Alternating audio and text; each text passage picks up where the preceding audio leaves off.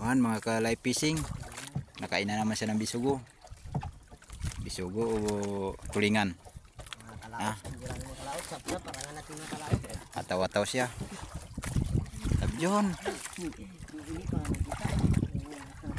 Na, yan na, malapit na. Nakakalaot, nakaputi na Yan na, kalaot. puti-puti na, yan na. Dilis na naman. Ah, bisugo na naman. Dilis na mga kalaot. Bisugo naman mga ka-live fishing. Walang ulam dyan guys. Dito, gila sila sa akin guys. Pangalawang kuha na yan guys. Pangalawa, pangatlo na yan. Tagal-tagal ngayon yung video niya kalaot. Malalim kasi, 40 seconds. Buko na kalating sa taas. Ay pa kalaot. Ah, pangatlong kuha niya na pala. Nunok. Nunok niya na yung tomato ko kalaot. Grabe ang tagal naman dyan magkain ng saranga kalaot. Tapos na kami area ng kuan mga kapising. Ang lambat namin kapising, hintay na lang ng magdilim.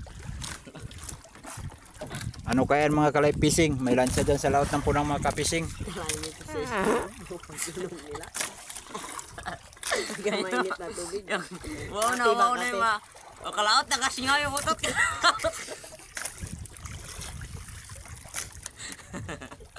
Ano yan tay?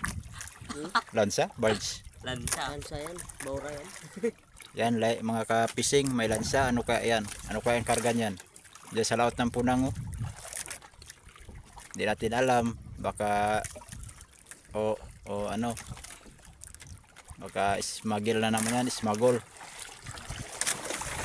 Baka sigarilyo na naman yan. Baka sigarilyo yung karga ng lansa na yung mga ka-fishing. Illegal fishing. Hello Mike Des. Hello. Yan, mga ka-fishing. Hintay-hintay naman yung baka makailan naman siya ulit mamaya.